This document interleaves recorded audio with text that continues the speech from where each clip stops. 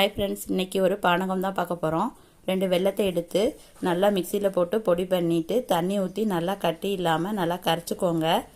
அதுக்கப்புறம் ஒரு வடிகட்டி வச்சு அதை வடிகட்டிக்கலாம். நல்லா வடிகட்டிக்கோங்க.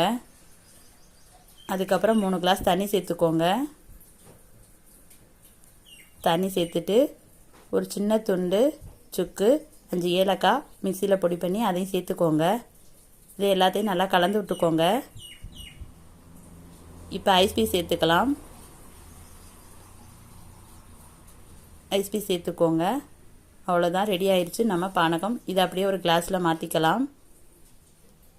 நீங்களும் இதே மாதிரி செஞ்சு பாருங்கள். சுலபமான குழு பானகம் ரெடி ஆயிடுச்சு.